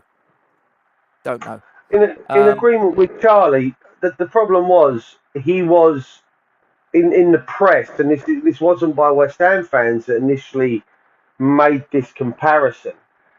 He was made out to be the new Dimmy. That was the thing. It was in the press. I think the club kind of latched onto it a little bit as well. It wasn't a significant portion of the fan base, but the press, the people in the know. I say people in the know. I'm going to name Gary Neville, Jamie Carragher. But these were the guys that were comparing him to being the next, to being the next Dimitri Payet. And he had a lot to live up to. And I'm not, I get what you're saying about, the comparisons make it harder. It wasn't the West Ham fans that made those comparisons. It was those in the know. It was the club. It was pundits. It was those that have played the game. So, yeah, it's going to make him harder. Make it harder for him. But if he can be consistent, Charlie, I think that's the difference. He needs to be consistent. Yeah, that's fair. Let's go with the guy that occupied the number 10 position now, Mr. Fornals. 6. 6? Quite. You know what? For me, he wasn't Lanzini last week, and he wasn't Bowen last week or this. Mm-hmm. He was there or thereabouts. There was some telling stuff in there. I remember him making a few tackles. I remember him doing a lot of pressing. It wasn't just Antonio doing it on his own at one point. He didn't have Rodri to contend with, or like Lanzini had to contend with last week. So the pressure was off a little bit. But I'm going to go with a 6. He wasn't poor. He wasn't amazing. He was kind of it's just north of being average. Okay. I gave him a 5. I thought he did what Pablo Fornals always does, and he worked his socks off. I just, he hit the bar. Fine. No problem. Yeah. But I just thought it was a so-so performance. I thought he ran around, he pressed, but it was, it was just one of those. It was like, yeah. I'll give him the extra really point because of the shot. That shot, mate. You're talking a matter. You're not even talking a matter of an inch. You're talking a matter of a centimetre. That if that's a little bit lower, that kind of hits the bar and goes down into the net rather than bang bang like it did. And it was so fucking irritating because obviously you had the Ben Rama one as well, and just like, what have we got to do? 2 cleared off the line. I believe one was so checked. One was Zuma's. You were questioning yourself, what have we got to do? Yeah, it was one of those, wasn't it? You just knew it wasn't your day. Yeah. So, you're not sure you agree with yourself? Fair enough, I see what you're saying. He gave him a 7 on the having a reflection, and I don't know if you're going to go with me, Charlie, or if you're going to whether you go with Gates on the 6 or the 5 and try to see. Yeah, you know what? If you're right, it doesn't. But if my grandma had bollocks, she'd be my granddad. It's that old adage, isn't it? The Lampard goal against Germany in the World Cup. If we had VAR, that would have counted. We're still sitting here bemoaning that moment that if we had a bit of fucking luck that the referee had seen it. Surely I can bemoan our luck from 24 hours ago, 28 hours ago, that, you know what, or 36 coming up on 36, that we hit the bar twice, that we had 2 cleared off the line. So we're still bemoaning the fact that Lampard's goal wasn't given against Germany back then. I can bemoan the fact that we didn't get a bit of luck yesterday. The Germans still moan about 66 and Jeff Hurst's goal. So. They're moaning about a couple of weeks ago. Tell them to fuck off. Right.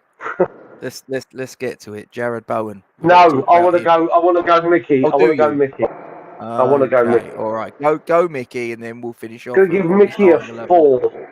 A 4, okay. I'm going to give Mickey a 4. He was more, especially first half, he was more interested in remonstrating with the referee than he was trying to put that aggression, that anger, that frustration to good use.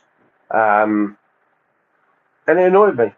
There was a point in the opening 20 minutes where I saw a little bit of beast mode. Then as we started getting into the game, we saw a little bit more of beast mode. And then things weren't going for him, and he got the hump, and there was a lot of chasing the referee around rather than putting it to good use, and it annoyed me significantly. Was he not justified in some of the gripes that he had against the referee? I'm not saying he wasn't, but put it to good use. Put it to good use. It's all well and good being in the right, Rob, but if you don't use it for the right reasons or use it the right way, then being up for it, being justified in your anger, isn't going to help you in the long run. And right now we're looking down the barrel, or we're looking at the tail end of a 1-0 defeat, and our striker was more interested in arguing with a referee after 25 minutes than he was trying to put the ball into the back of the opponent's net, stick 2 fingers up at them that way. That's not what I want from my striker. I want my striker to be there, sticking the ball in the back of the net. He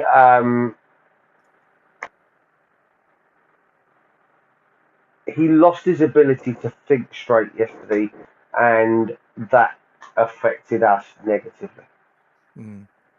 I gave Mickey initially on the Hammers Chat Patreons group, I did give him a 5. On reflection, I think I am going to upgrade it to a 6. I thought he was moaning, but I do kind of think he had justification in certain circumstances. Yeah, I'm not saying he wasn't getting anything out of the ref. it's going to frustrate him. And I do think that as the game wore on, he was getting more. There was more sort of like of the old sort of, as you said, beast mode. It was coming out. So I think I'm on reflection, I'm probably going to upgrade him to a 6 from a 5, which is what I originally gave him. I think he gave his best. He just couldn't put the ball in the back of the net, but it wasn't for a lack of trying. So I'm going to give the guy a 6. Okay, which leaves us with Danny Dyer's other half. Take the Z. Yeah. I know what does the Z stand for, Rob? It stands for 0. And that's the mark I give him. Wow.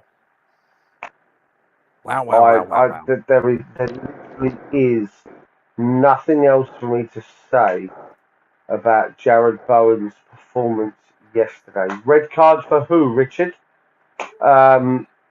Who's that been sent off? I cannot. Nunez. Dear. Darwin Nunez has gone. Prick. Oh, that's a shame, isn't it? And I'll tell you what, I've got a lot of, just coming off of Bowen for 2 seconds, I got a lot of Liverpool fans that come in my pub, okay, and we were in for Nunez back in January. 45 million would have got the job done. We turned around and went, no. Rumours came out after that his attitude stunk and he's an absolute bad egg in the dressing room. And there it is, okay? That's why we didn't go in for him. The Moyes MOT says the geezer's a prick. When Liverpool signed him, I said exactly that to my Liverpool fans that come in my pub.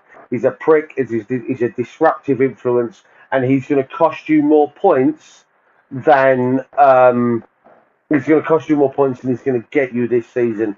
And lo and behold, we're second game in. He's been sent off for what's going to be a petulant headbutt. Good work, Rebecca. Good work. back to Bowen. I'm very concerned he's had his head turned as Roger's referenced there. I said it last night. I know what we were saying about Danny having taken the piss. If he goes to Arsenal, Dyer will kick his ass. I don't think it comes down to that. Listen. No. This is a football team that are playing in Champions League. Are they Champions League? Or are they Europa League? Champions Liverpool. League. They finished 4th, didn't they? No, Arsenal. Arsenal, no, they finished 5th. Oh, was it 5th? Tottenham finished 4th, didn't they? Yes, they did. So it's still a Europa it's a European competition, one higher than us. Liverpool are interested. Yes, granted, that's Champions League. If he's had his head turned, then there needs to be a conversation had, and I will be. If I was Moyes, I'd be having that conversation because this doesn't end well. If Bowen puts in performances, and it's the second week running, Ron, that he's been incredibly poor. Didn't realise the prick was playing against City until he got fouled out on the wing. I didn't realise he was playing yesterday until he got fouled out, or he fouled someone out on the wing. It's not good for him right now. If he plays Thursday, I want to see a 10 out of 10 performance. I want to see a 10 out of 10 performance from him. And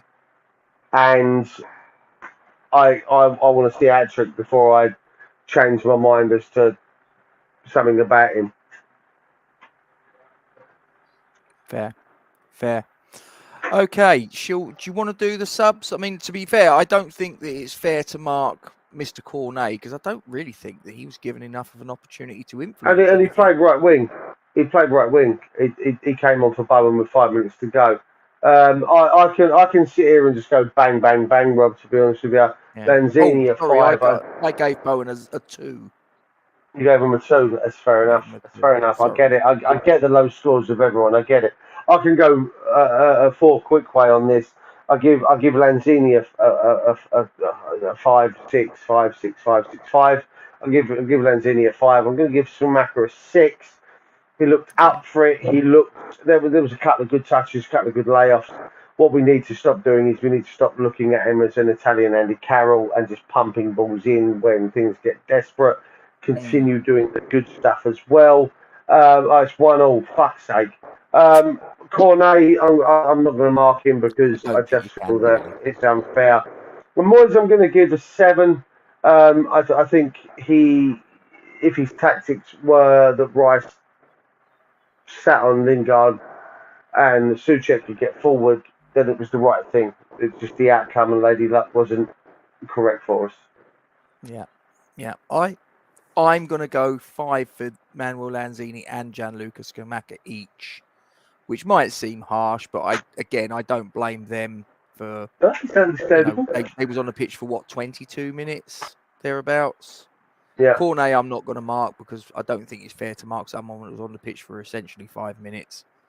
David Moyes. Now, I did mark him as a 4 originally. Again, I think, having thought about it, I'm probably going to just slightly upgrade it to a 5. Nothing massive, but I think I'm going to give it a 5 because I do think he should have changed the starting lineup. I do think he should have made certain tweaks, and I do think that the substitutions, certainly in the case of Cornet, it just took too long. So I'm going to have to mark him down for that. But I also got to give him credit for putting Ben Rama in, who obviously had the game that he had. So I'm probably going to say I'm going to upgrade him to a 5. Listen, it's fair enough. To answer Todge's question, or Todge. To answer Todge's question, it's not even a question, it's a statement. He says we need a playmaker. I think we have one in Benny. I really do think we have one in Benny. I think he can be that person. I know people vilified me slightly earlier for the comments about Dimmy. He can be our Dimmy. He can. I don't think that's too far-fetched. There's several players that we've been linked with again today, and Trodger said there, the Belgian guy that looks like Lewandowski, is that Cooper Miners? Is that him? Tune Coop Miners, if that's the correct pronunciation. If it's him, Banhammer, I've got it. Oh, Jesus. It's all right, fucking gone. Trudge, are you? Vatican. Okay. Are you saying that you're no chance, Duke? Is that the he can be our Dimmy? I think he can. I really do think he can. I think he has the ability. It's all there. I just think it's also here that's blocking him. I really do think that it's blocking him. We've got 2 weeks left of a window, Rob. We're desperate. We've spent 102 point something million.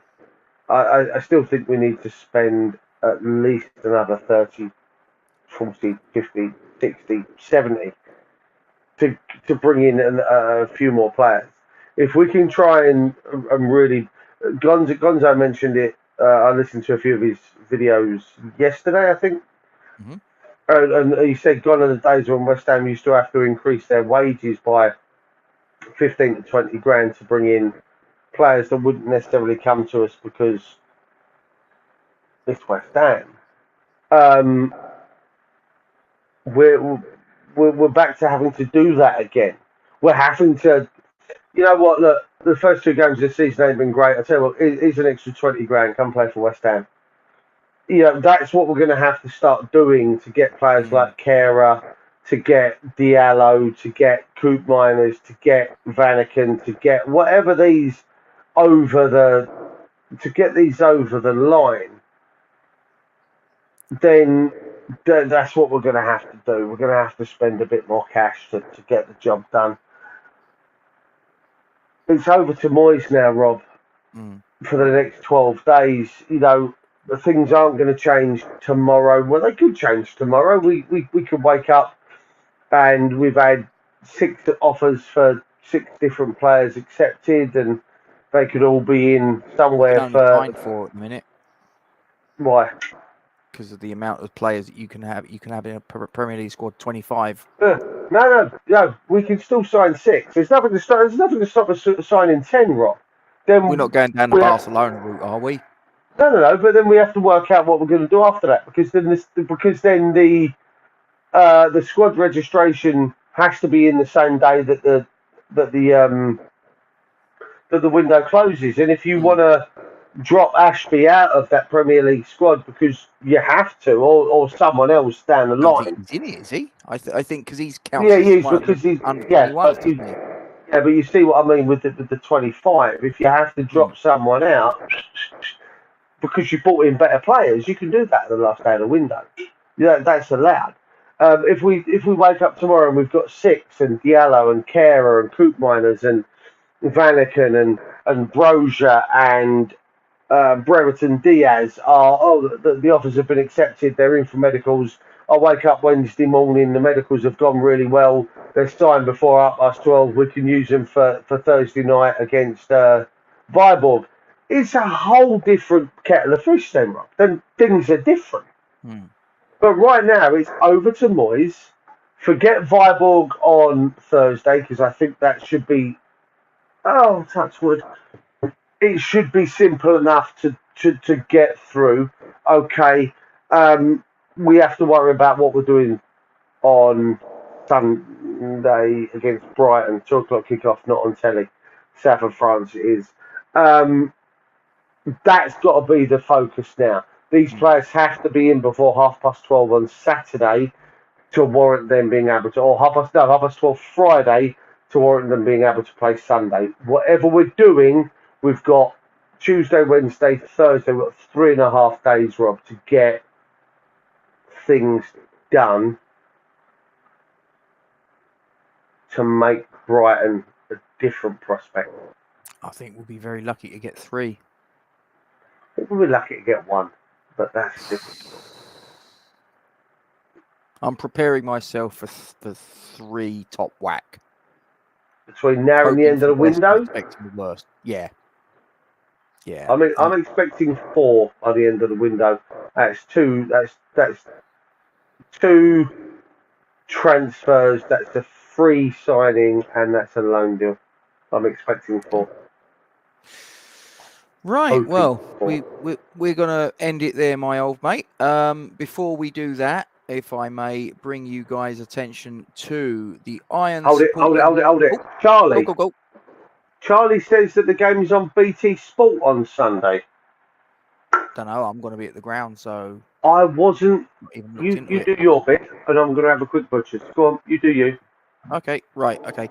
It's actually given me the opportunity to do this, ladies and gentlemen. I'm going to put it in the live chat as well, should any of you wish to click on the link that I've just put in the live chat, and I'll just put it on the banner. You know the drill. Iron Supporting Food Bank is a charity that we like to champion here on Forged from Iron. If you don't know what it's all about, it's a charity that supports families in the Newham Borough area who have fallen on stony ground and are finding it difficult to put food on the table for their loved ones. You've got the link in the chat. You've got it on the Just Giving link on that particular banner there. Please give them your support. Every penny helps. I know we're all struggling, but I think probably the most of us that watch this, Duke and I as well, are able to withstand this cost of living crisis, maybe better than some families who are not so lucky. So if you can give any support, we would thoroughly encourage you to do so. And for any of you guys that go to the London Stadium, as you come out of Westfield Shopping Centre and you go across the bridge towards the London Stadium with the Aquatic Centre on your left-hand side, John normally rocks up there on a bench. He usually has a flag up, Iron Supporting Food Bank. It's fairly obvious, fairly prominent. So please, if you can pop along there and give him a couple of quid or maybe some items of cans of beans and things like that, he would be very appreciative of your help. And as always, we thank you very much indeed for your support. You look like you're beavering away there, old chap. But no, I was just, my dinner's ready. It was ready about an hour and a half ago, to be honest with you, but bollocks to it. What I will say is, I've got I just got a text message from Stuart Slater. a guy. No, no, it's from a guy. It's off. Not going to mention his name, but he gave me some information during the January transfer window, Rob, that proved to be correct after the fact. He's just given me a snippet, just a little one, just a little one of a snippet. Is this an exclusive? I can't say names. He's not giving me names. What he's given me is expect a significant bid within the next 24 or 48 hours. He's not told me any. That's all the message that I've got. That's what's sat on my phone in front of me. Expect a significant bid. I've asked him if he can give me some more information. He hasn't. But I'm guessing a significant bid. Is that going to be in terms of finance, money? You know, are we talking about breaking our? Are we talking about breaking our 45 million pound transfer fee? Proj, don't even, because I'm not even. Well, actually, I'd drive them all ask them if they want to give me £75 million for him. But no, expect us to make a significant bid tomorrow for a player. My concern is that that's going to be £30 million for fucking Brereton Diaz out of the Championship. But that's what he said to me. So have a little look. Watch out. Like I say, it's only a little one. It's only a little snippet. It's not. I've got no names. I've got no other information other than just expect that. Next 24, 48. We'll wait and see. You heard it here first, ladies and gentlemen, live whilst we was on our stream. So, guys, if I can ask you before you depart, if you haven't already done so, to please like, comment on, and share the stream. Subscribe to our YouTube channel and hit the bell icon for alerts on new content. As always, guys, we thank you very much indeed for your support. Mr. Duke, what are we, old chap? Massive, absolutely massive, regardless of the result, regardless of how it ended up. We are fucking massive. Job done. Come on, you Irons.